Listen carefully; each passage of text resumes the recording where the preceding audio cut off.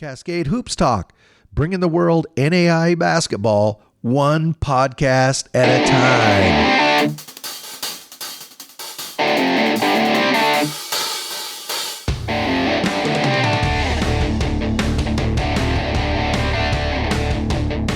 Good morning, Cascade Hoops Talk, Billy D. How's everybody doing this morning?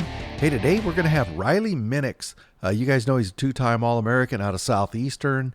Scored 2,000 points, over 1,000 rebounds. Kind of a big, strong guy. The NAIA Iron Man, playing almost 38 minutes a game.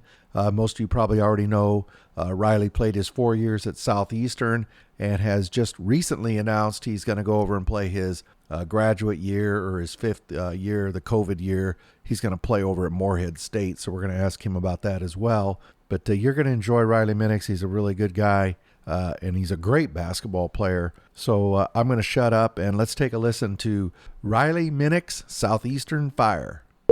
Cascade Hoops Talk, Billy D. Hey, I got Riley Minix on the phone, and he says he's ready. He's ready, right? Yes, sir.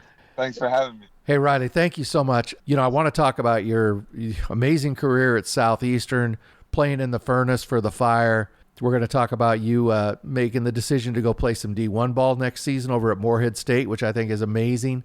But I got to go back to the beginning of the story. You're looking for a school. You're coming out of Vero Beach, and your mom said something to you. You told me this last time we talked, and I have used this line. You can tell her I use it all the time when I talk to young people. Find a school that you will enjoy even without basketball. So that was the advice your mom gave you. With that background, talk about your time at Southeastern. Yeah, I would just say before I picked my school, that was definitely a big piece in my decision as far as just being happy at the school as a student first, before the athlete part, just because you never know what's going to happen. You never know if you're going to get injured like I did my sophomore year, or there's a lot of things that could come into play. And then I just feel like Southeastern was the right school for me. And for my 4 years, I've loved it. The community there, just the atmosphere, the just environment. It was beautiful to walk up and down campus every day. It was just amazing. And I'm so grateful for Southeastern, all the people that have left a mark on who I am and have helped me to find the person I want to be and the person I am today. So I've really loved it and can't be grateful enough for everybody that's played a part. So, and everybody needs to know you. Obviously, you're I think two-time All-American. I think you were also junior and senior. You're two-time All-American, but you're also academic All-American and actually academic All-American Player of the Year. If I didn't read it wrong. Yes, sir. That is correct. So you went into school, your background, your family, education was extremely important. I mean, you just didn't go to play basketball, right? Tell us what you majored in. I majored in kinesiology, exercise science. See, he told me that before we started, but I couldn't say that word. So, but go ahead, Riley. Yes, sir.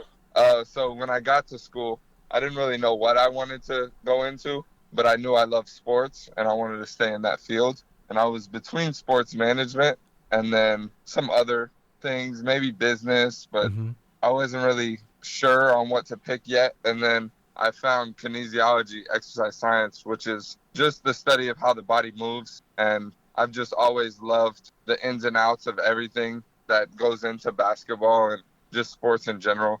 Being able to play at your peak performance, you got to know how the body works, what are the best things to fuel your body, what are the stretches you need to be able to play at your highest level. So all of that just plays a part, and I feel like that's really helped me in my career at Southeastern. And I just took it and ran with it, and I've loved that field for myself. So. And you've graduated now. You just graduated last April, so you're all set. But you're going to go play at Morehead State. I want to talk about Morehead State in a minute. You were talking about this, the exercise science and learning a lot about your own body and how to protect it. You played, I don't think people realize, you played almost 38 minutes a game. I mean, it was amazing. And do you contribute part of your success in being able to play so many minutes, being that you knew how to take care of your body? Do you think those two were intertwined? Yeah, I would say a big part in just me being able to stay on the court yeah, was definitely the weight room and the athletic training room. I was in there pretty much all the time. Every day, I'm either in the weight room or before practice, at least 1 to 2 hours before, I'm in the training room getting treatment, stretching, doing whatever I need to do, whatever I'm feeling that day with my body. So, like, I've really, especially as I've gotten older through my years, like, I've really taken the time to know that my body is a big part in how I perform on the court. So, Mm-hmm. I got to take care of it, and I got to do the best I can to just be able to stay out there and give it all I got. And at the same time, like, you're always gonna have nicks and bruises, and at that point, you just got to play through some of that. So yeah, the athletic training room and the weight room help a little bit, but there's a point in time where you just got to give it your all and leave it all out there. So it's a combination of the both. I'm bouncing all over the place, but I think it's all interconnected. When you were in high school, I saw that Prep Hoops listed you your senior year as a guard. I saw some video of you. Did you play as a guard in high school?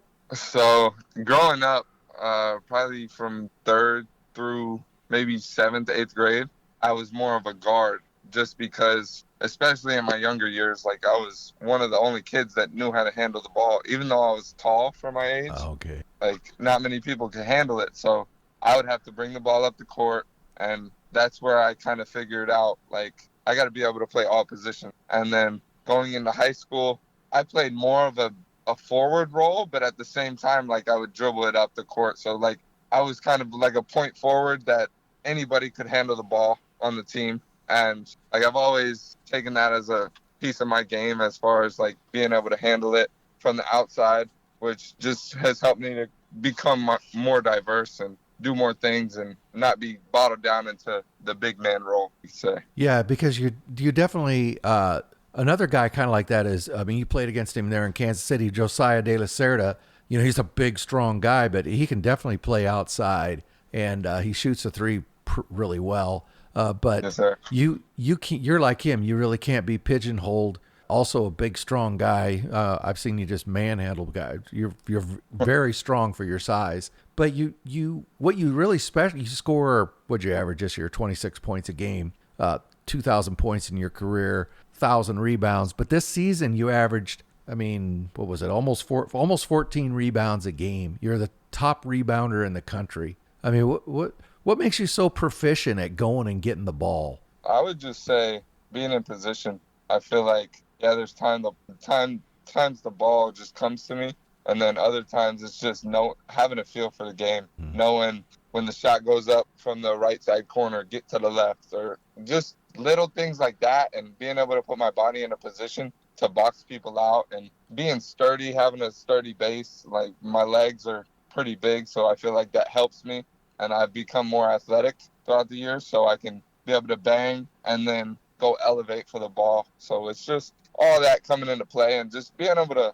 like, I've played a lot of basketball over my years, and just having that feel to know, like, where the ball is going to go. And, like, sometimes you get lucky, but then other times it's just having that feel. So that's really helped. Riley, you brought up boxing out. You know, you hear, I'm not going to say controversy, but you hear debates about, you know, forget about boxing out. Rebounding now is all athleticism. Go and get the ball. And the game definitely has changed, right? Where you got these guys just fly in and, yeah. But do you think rebounding is more just technique and speed, or is it still just kind of, I mean, I'm an old guy, right? What role does boxing out play? That's what I'm asking. So my dad always talks to me about this. When he was growing up, he had a coach that was a lot shorter than him and would box him out any day of the week and get the rebound every time. So I feel like it's a combination of the both. Like, you have to be athletic at some point. You can't just be a little guy and get every board. Like, it's not going to work out that way. But at the same time, you got to know how to put your body in the right position to be able to get the ball. So I feel like it's a mix of the two that when they're combined, you're just going to be a great rebounder. And I feel like that's really helped me in my career. And, like, yeah, you can be as athletic as humanly possible, but at the same time, if you don't know where to be, like, you're not gonna, or how to be in the right position, you're not gonna get the ball every time. So it's a combination. Some of both. There's no one right answer. Yes, sir. You know, I want to go back and talk a little about the Fire this season. You know, early in the year, I don't have to tell you this, you struggled a little bit, And then you guys, just before and after Christmas, you went through a really rough time. And then right about mid-January, you guys really caught fire at really the right, no pun intended, caught fire. Yeah. But was there something that changed within the team? I mean, what brought about the change? Because you guys were really struggling. Yeah, I would just say it got to the point where I'm pretty sure we were 8-11, and this is when like our mindset kind of flipped. We were like, okay, like we got to change something. And I don't know if much of the play style changed or not, but it just got to the point where like we had our backs against the wall. We know like we got to pretty much win the conference tournament. We got to pull this conference out, and then that's the only chance we have at making the national tournament. So every game was like a dogfight, and we gave it everything we got. I think we finished the season winning 14 of the last 16. Yeah, so that sounds right. Yep. It was kind of crazy how the switch flipped, but it happened, and we gave it everything we got, and it was definitely a successful year. Yeah, you had a stretch. It was right around the end of January and start of February. You won a couple of games that you probably should have, would be expected. But then at the end of the season, you beat St. Thomas, then Kaiser, then Weber, then St. Thomas. Yeah. And then the St. Thomas win, that was for your conference championship, wasn't it? Yes, sir. Yeah. So, hey, I got to ask you that. So when you won that Sun Conference tournament and you had struggled all year and people had counted you out, talk about that moment. It was just really exciting to see from all the guys, all the hard work that was put in. Like, everybody doubted us. Yeah, we were picked at the top of our conference in the beginning of the year, but after those first couple conference games, we were middle of the pack. Nobody thought we would finish on top, and it just shows the resilience and just the determination from the guys and just all the smiles on everybody's faces. I've won one before. Actually, one conference tournament before my freshman year with Reggie, who was the other freshman when we won it that year. But it was just amazing to see how we could turn it around, and just whatever we put our mind to, like, we could go get it, and we did. So yeah, I was really happy for the guys. I found a picture you guys, the Southeastern, put up. When I put this up on YouTube, I'll put the picture up with this in the conversation. You'll see it. But your teammates the smiles were unbelievable. Yes, and it was it's one thing to be expected to be there and then to kind of shock people. I mean, you didn't shock yourselves, right? Because I'm sure you always believed in yourselves, but it's always very satisfying to shock others, isn't it? No, we knew we believed in ourselves, and we knew it was possible. It was just that joy of winning it and shocking everybody else, like you're saying. Like, that was everything we wanted, and we started the year off rough. So, like, that meant everything to the guys, and we kind of let that bleed into the national tournament. So yeah, I want to talk about that. So you went and you had to play Union, which you were the underdog in that game. Union had an amazing season, and you were able to knock them off. They were a really good team.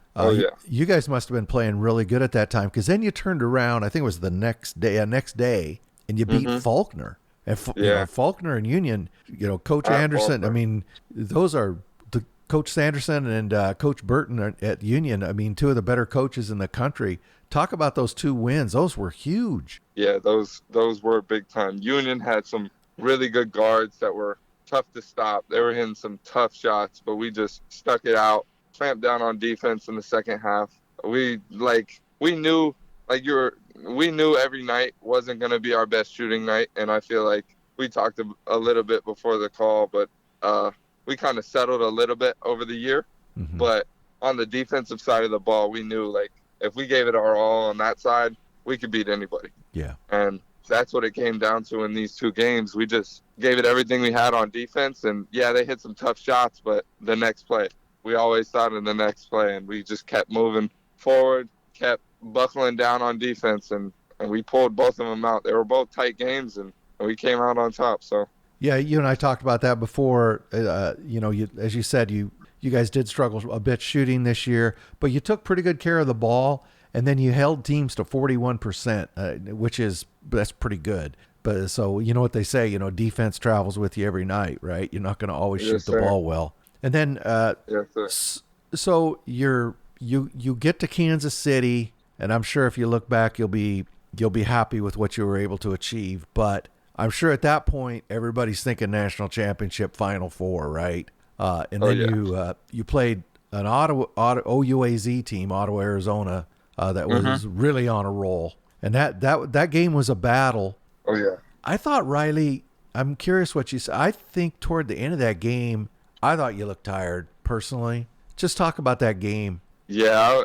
Just we were up most of the first half, I'm pretty sure, and Yeah. then they came back a little bit, and then we went up in the beginning of the second half, and it was a tight game. We were up for a lot of it, and yeah, we were playing pretty much six guys, and we were giving it everything we had every night, and like over the course of the season, if you look at it, like most of three or four of us are playing 40 minutes, and it got to the point where you see Ottawa bringing subs in at the table, and you're like, oh man, I got to go up against another guy, fresh, and then so it's tough, but like we gave it everything we had, and I think they pulled away a little bit, and a couple of our guards got in foul trouble that game, Yes. which made it tougher for us to keep them out the paint, and just their offense was brilliant. The way they moved the ball, the way they set screens on the perimeter, like they had constant motion, and everybody could do a little something for them. So it wasn't like you could sit off any guy, and it was a tough game. And Yeah. if we could play it again, I'd want it back, and I feel like we could make something work. But they ended up on top, and congratulate them for that. They had a great game plan, and they executed well. So Yeah. When it gets down to that, you get to that last 16 teams. mhm. You know, anything anybody can win at that point. Those Yeah, are all very, and very. they ended up making it to the Final Four. Yes, So they did. Yeah. Yeah. And they it barely. wasn't like they weren't a good team. And they lost on the last possession to College Idaho. Yeah, So, I yeah. saw that they lost by Yeah. one. Yeah, very good. They're a very good team. Coach Keeley does a great Oh, yeah. job. And then I thought Yeah, he does. Devin Collins, who guarded you most of the night, I thought he did a good job. You know, I'd ask you about that. You get how do you play 38 minutes a game? It's one thing to play 38 minutes a game, but Riley, you get so much defensive attention. How do you not just completely run out of gas? They're on you. I mean, they send everybody at you. Yeah, for me, I love basketball, and I try every possession just to make the right basketball play. And I know there's times where I fall short of that, but at the same time, I'm giving it everything I got. I'm getting my teammates involved. When we need a bucket, I'm gonna try and get us one. But I mean, it all comes down to the chemistry we had, and the guys kind of throughout the season, and especially towards the end, they made it easy on me. Just being there for me, like making the right cuts, playing defense as hard as they could. So like I saw all the work they put in, like kind of made it easy on me. So like some could say I get a lot of attention, but I mean those guys just kept fighting, kept pushing every possession, and like they're what makes it easy and what helped me to succeed. So Yeah, you had great teammates.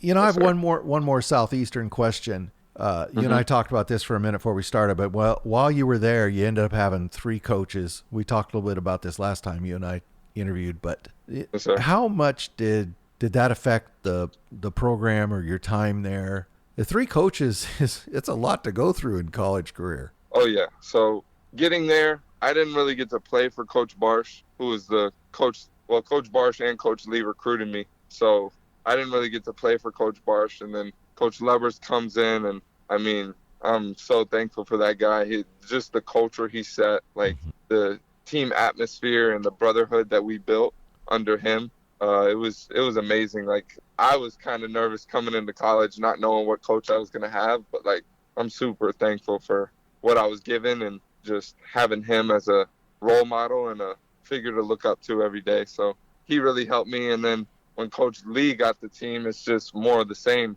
when it came to the culture we had and just the group of guys. A lot of us were returners, so we knew what we needed to do, and Coach Lee held us to that standard. And then also, if you look at the academic side, it wasn't just athletics for us. Like this last year, we had one of the highest GPAs, male sports GPAs in the school, and it came out to like a 3.4, which is Yeah, pretty very. crazy when you think about a men's basketball team. Yeah.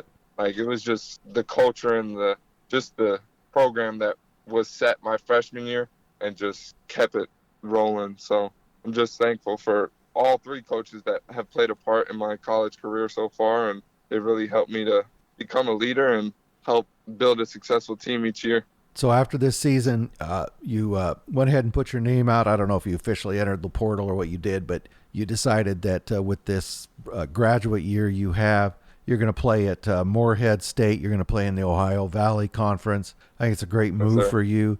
Talk about, your decision, first off, your decision to, play somewhere else your last year, which I don't think anybody would question. You got the chance on, but talk about that decision, and then talk about why you decided. What is it about Morehead State that you decided that's where you wanted to play? Yes, sir. So after this year, it was really a tough decision for me, just because I'm so grateful and thankful for SEU and what they've allowed me to do there. So leaving has definitely not been the easiest decision for me, just because the connection that I made and the community that surrounded me and helped me to grow.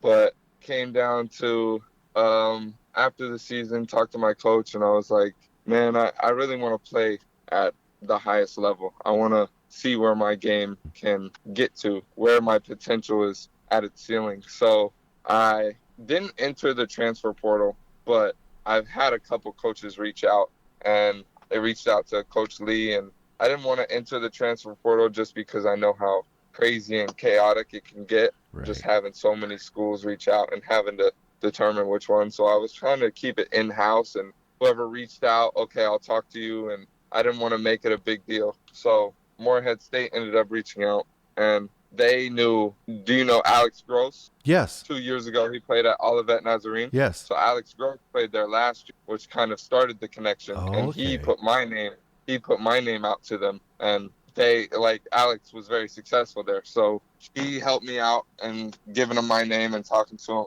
about me.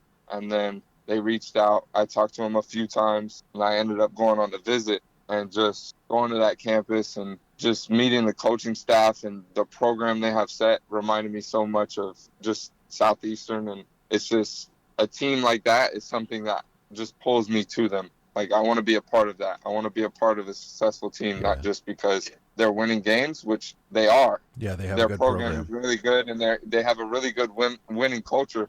But when you look at the program itself and just the coaching staff and the family atmosphere that they have, that's what gravitated me toward them. And after that visit, I knew, like, that was the right fit. And even though it was in Kentucky and I haven't been out of Florida in my life yet, I knew I got to get out my comfort zone and just be a part of a winning program and hopefully make a run next year. It's definitely going to be worth it. So.